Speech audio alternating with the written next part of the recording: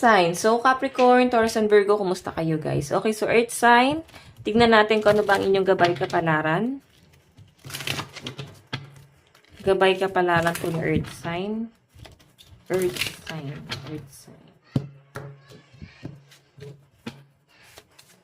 Gabay kapalaran po ng Earth sign. So guys, meron tayong assess the situation. Meron tayong open up to change. Meron tayong believe in your good luck. So, iba sa inyo guys, Earth sign, kinukwestiyon mo yung sarili mo ngayon. Maring walang trabaho yung iba dito. Nakikita ko na parang lugmok or maring nag-iisip-isip ka. Nakikita ko yung pangungulila mo or pag-iisa mo. Maring nafe-feel mo na nag-iisa ka ngayon. Wala kang malapitan. Wala kang mapagsabihan ng mga pinagdadaanan mo ngayon. Kumbaga parang ilang araw ka na guys nananahimik. Okay, so ang sinasabi kasi rito guys, walang mangyayari kung magmumukmuk ka. Okay, ayan no. Meron dito guys, blessing na paparating sa inyo. Pero ang ginagawa kasi guys ng mga earth sign, nagmumukmuk sila. Okay? So sinasabi dyan guys, open up to change. Paano mo makukuha yung pagbabago kung magmumukmuk ka lang ng ganito? Dadamdamin mo lang yung lungkot na nararamdaman mo. Ba kailangan may pagkilos, no? So, kailangan nyo na guys tumayo, lumabas ka na sa comfort zone mo, simulan mo na yung malaking pagbabago sa buhay mo. Okay? So, tignan natin guys. So, possible na ang kadil po ng mga earth sign is Virgo, Aquarius, and Sagittarius. Okay.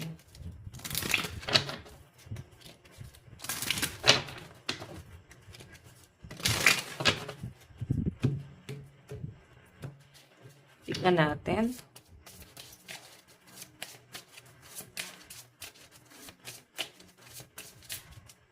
Meron tayong thorns, weave together and crown you deserve. Meron tayong confidence. Okay, yung iba sa inyo, ayun, wala kayong confidence. Madalas kasi yung iba sa inyo guys, introvert po talaga kayo. Okay, it comes with time and practice. Stars, you can manifest your energy wish. Okay, actually guys, ito patungkol to sa ano, marami ka nare-realize ngayon, meron ka napapansin, no? Siguro sa isang tao or sign na parang may paglayo siyang ginagawa or parang tinatamaan ka sa mga patama niya. Okay, nagpapatama ba sa social media? Kasi parang feeling mo ikaw yun eh, parang feeling mo para sa inyo yun guys. Okay? So, ang sinasabi rito guys, ito yung kailangan mong i-build sa sarili mo, confident. So, confidence yung wala sa inyo guys. Ayan, kung lalabas ka rito guys, nandun yung takot mo. Parang feeling mo hindi mo kayang mag-isa. Actually, kaya nyo guys eh. Yan lang talaga guys yung tinatak nyo sa isip nyo na hindi nyo kaya. Pero kaya nyo. Okay? So, sinasabi rito guys, you can manifest your energy wish. So, i-manifest mo yung mga hinihiling mo. Mari kasi guys, nawawalan ka ng gana ngayon, nawawala ka sa mood. Hinang-hina, yun ang nafe-feel ko sa inyo. So, ano ba yung gusto mo mangyari? So, minsan kasi guys, hindi lang dapat minamanifest, dapat more in action din. Dapat meron din guys gawin. Okay? So, dapat meron kayong gawin na pagbabago. Or meron kayo guys inaantay no, na gawin ng isang tao sa inyo. Effort or pagbabago. Earth sign, no? Yun pa rin yung parang hindi mo nakikita sa kanya. So, tignan natin guys pagdating sa love life mo. Pagdating sa love life. Siguro guys may pangungulila ka dito or maring nagkakalitan kayo ng kaibigan mo. Maring nagpaparinig sa social media tas feeling mo ikaw yon. Okay. Love life. Meron po tayong creativity. Okay, so nakikita ko guys marami kayong plano ngayon ng person mo. Nagpaplano na kayo about future. Kumbaga ito guys, pangarap pa lang siya. No? Parang ito yung gawin natin, ito yung simulan natin. May pagtitiis guys akong nakikita rito. Okay, kumbaga hindi nyo madali guys makukuha yung plano na yan. Kailangan magtiis muna daw kayo. Okay, so yung iba naman dito guys, nagpapaka-hardworking kayo parehas ng person mo para makaipon kayo, para makamtan nyo itong pangarap nyo na to. Okay? So, tignan natin. Okay naman guys, kasi mukhang marami kayong plano ng person mo eh.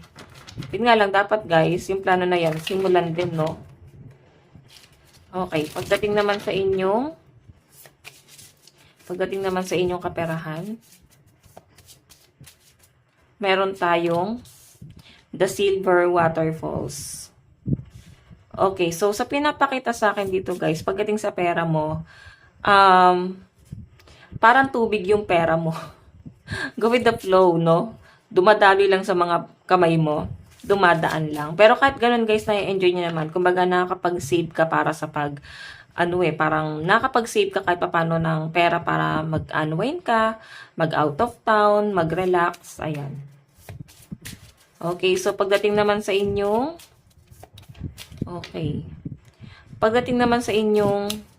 trabaho,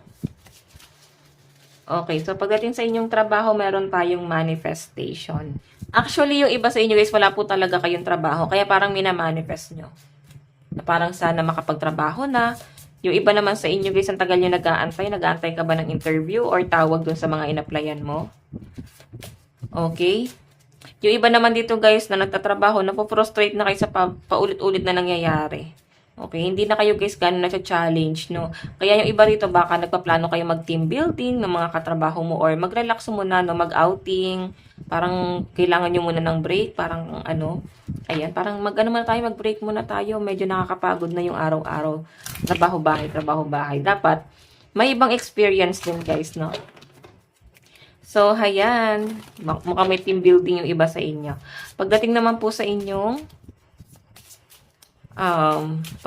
mga kaibigan, meron tayong connection. Naku, yung iba dito guys, may nagkakagusto po sa inyo na kaibigan nyo. Maaring nararamdaman mo na yan. Oh my God, ano to? Oh, may mga timer dito ha. May mga cheater. Maaring may karelasyon na, pero meron pang ibang ine-entertain. Okay? Kung di naman cheater to, maaring meron ka lang guys kinakausap, pero wala naman kayong connection. Okay? Kasi parang napoprostrate ka siguro sa relasyon nyo ng person mo na. Ang dami niyang pinapangako, wala naman siya tinutupad eh. Ito nga sabi ko sa inyo, puro plano oh. Kaya ikaw, nakakahanap ka ng attention sa ibang tao. Na parang feeling mo may potential doon sa taong yun. May kaya siyang tuparin. So, tignan natin pagdating naman po sa inyong pagdating naman po sa inyong pamilya. Ayun, no? Kung sino man tong kaibigan mo na nagkakagusto sa inyo, guys. Baka ramdam nyo na yan. Pagdating, guys, sa inyong pamilya, meron tayong emotional freedom. Actually, guys, parang feeling mo hindi ka malaya, no? Ayan, ano ba to? Parang feeling mo hindi ka malaya, guys.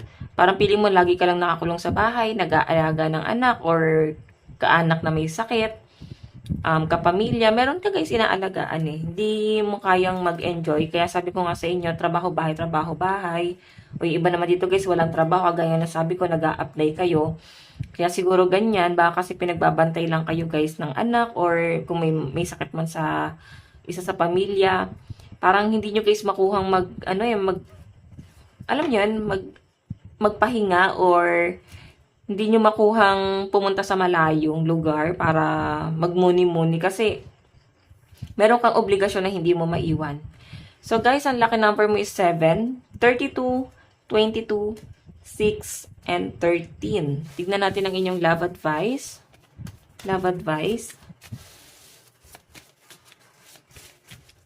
Meron po tayong soul. Your soul is preparing to reconnect trust in the process. Ayan. Yung iba sa inyo guys, maaaring meron daw pong bagong pag-ibig talaga na umuusbong or yung iba sa inyo guys, may nadidiscover talaga kayo. Kung matagal kayong single guys, ayan, mukhang meron nagpapaligaya sa inyo ngayon. Okay? Kaibigan nyo or maaaring kayo ay nandun pa rin sa getting to know each other, no? Kinikilala nyo pa yung isa't isa. And I think soulmate mo yung taong yan, no? Tignan natin ang inyong advice. Meron tayong Leafy Sea Dragon. Sea Dragon. Ngayon ako nakatanggap tong klase ng ayan. Seahorse. Seahorse. Ano ba yung isda na ganyan? Di ko, yan. Okay, so ang sinasabi rito guys, everything serves a purpose. So, lahat daw ng ginagawa nyo, guys, ibig sabihin, lahat yon may dahilan or bakit nangyari yon. Okay? Give thanks to your body. So, ano ba to, guys? Baka yung iba dito, buntis, ayan, maging grateful kasi hindi naman lahat ng tao is nabibiyayaan ng anak, no? So, siguro, isipin na lang natin, guys, na kahit paano, blessed tayo sa mga ganyang bagay. Okay? So, guys, ito lang po ang inyong gabay. Bukas po ulit. God bless and love you all. Bye-bye.